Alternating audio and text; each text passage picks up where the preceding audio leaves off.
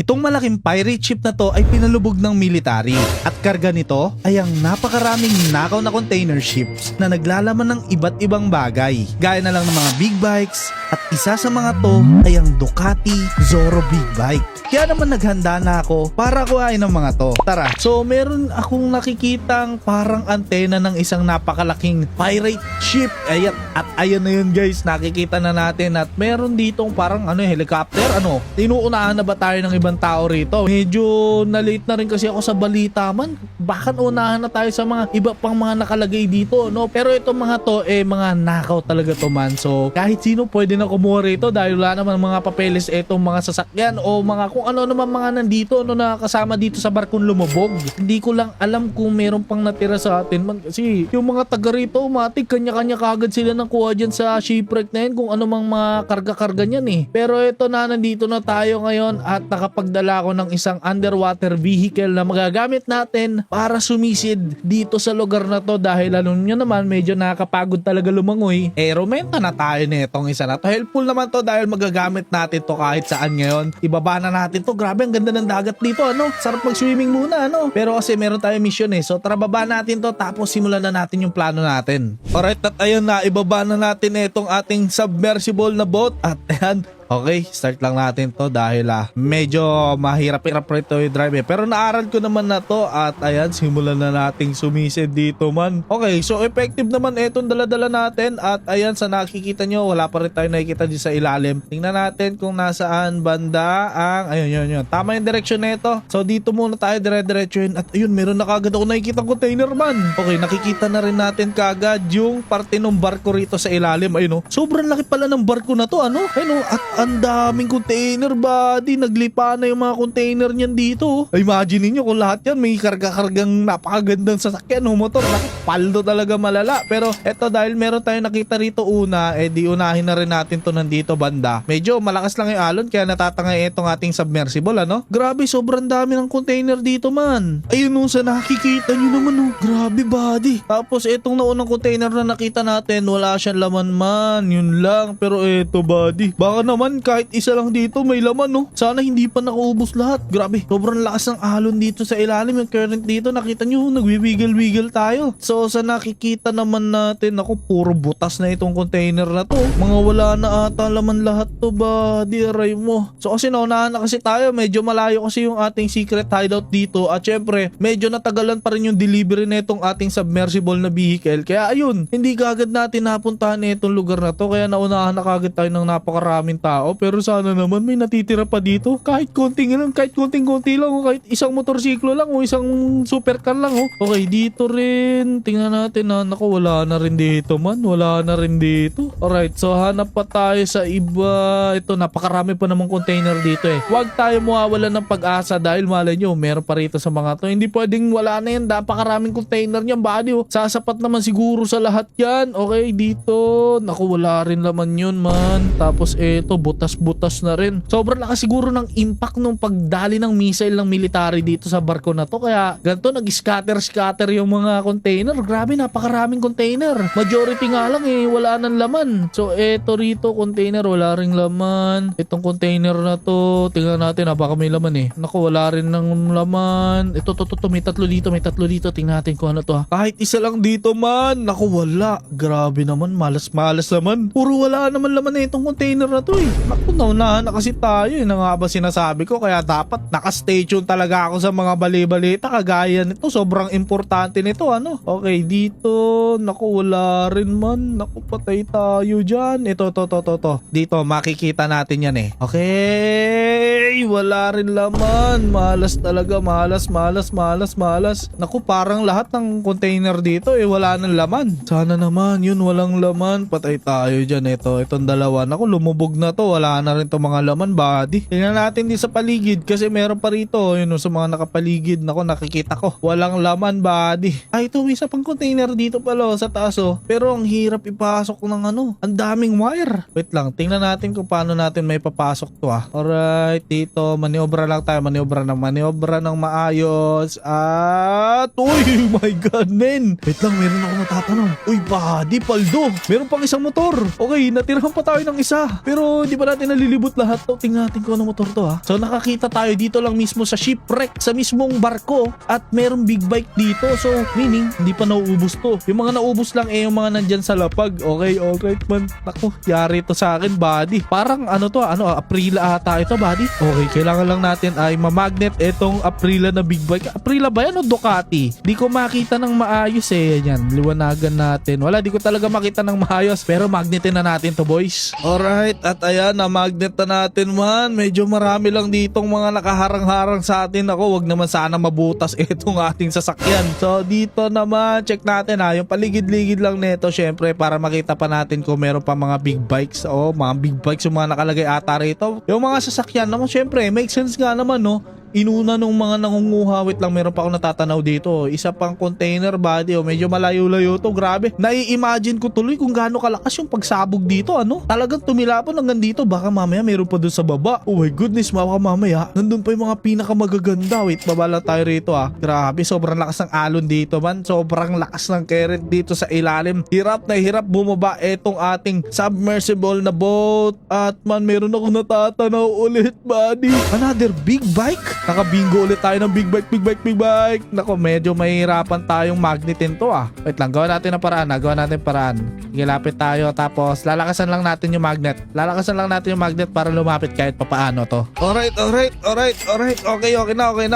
Na-magnet na natin. Ay, grabe. Sobrang hirap magnetin na ito, buddy. Wait lang, kailangan muna natin itong iangat sa taas, Balikan pa natin yung iba dyan. Wait lang, parang may natanaw akong container. Ayun, may container pa pala ron, Pero kasi medyo mabigat na mabigat na talaga baka mamaya lumubog na itong submersible natin Pero yung babalikan natin yun, meron pa palang isang container dyan. Okay, tingnan muna natin kung ano-ano itong mga nakuha natin, kasi nakakadalawang big bike na kagad tayo at mukhang papaldo tayo ngayong araw Parang meron pa dong isa sa dulo. So meron pa dong malamang sa alamang napakarami pang big bike na nakatago rito sa ilalim. Di natin alam, di natin makita yung iba, pero susuyurin natin itong buong lugar na to man. Grabe, bingo tayo rito. Nakakadalawang big bike na kagad tayo. Saan yung mapupulot yung big bike, boys? Dito lang yan. Medyo mabigat, kaya medyo bumagal etong ating sasakyan na to. Medyo mabigat kasi yung karga-karga natin, kaya ayan, nakikita nyo medyo slow tayo ngayon, Pero siguro iahon muna natin. Alright, at eto na nga yung dalawang big bike na nakuha natin, So meron tayo rito. Wait lang, pasensya na kayo guys kung nakatumba, kasi ang hirap tayo Saka ganyan muna na sitwasyon para hindi tayo mahirapan mamaya, kasi kakarga rin naman natin yan. Doon tatayo natin para isahan tayo na lang. So meron tayo rito Ducati Street. Ay, hindi, MB Agusta to, buddy. So meron tayong MB Agusta dito at Aprila rin ata. Oo nga, Aprila itong motor na to. So tama ako kanina. Nakamono na yung swing arm niya, at yan nakikita nyo SC Project grabe naman yan, set na set. MB Agusta Brutale ito man. Ito yung panlaban nila sa Street Fighter. Putik na yung grabe, sobrang pogi na ito motor na to. Mamaya makikita nyo kapag naayos na natin ito. Pero yan, nakapipe na rin to. B1 na Soryo Oro. Tapos ay nakikita nyo naman pareho tong kulay pula. Medyo may tama to sigurado ko, buddy. Pero mamaya na natin malalaman yun. Grabe naman tong MB Agusta na to. Puro carbon man, Pero yun na nga, meron pa tayong mga nakikitang containers doon na syempre, di naman natin pwede palampasin yun, man. Nandito na rin naman tayo. Nakaready naman na lahat ng kailangan natin. Di kukuhain na rin natin lahat yan, So sakay na tayo dito sa ating submersible vehicle, dahil babalikan pa natin yun. Di pa tayo tapos dito. Uubusin natin lahat ng pwedeng kuhain dito sa lugar na to, Alright, boys, and we are back here. At ayan, sa nakikita nyo naman, ito yung mga containers na nakita natin kanina. At syempre, mga walang laman ito lahat. Grabe, nasa dulo pa yung may mga laman, Ay, ito, sa may gilid, meron pa pala rito Parang hindi ko to na-check kanina, Wait lang, parang may motor na natatakpan ng mga seaweed. Motor ba? Tama ba ako? Motor o coral? Coral lang ata. Ay, hindi man, motor.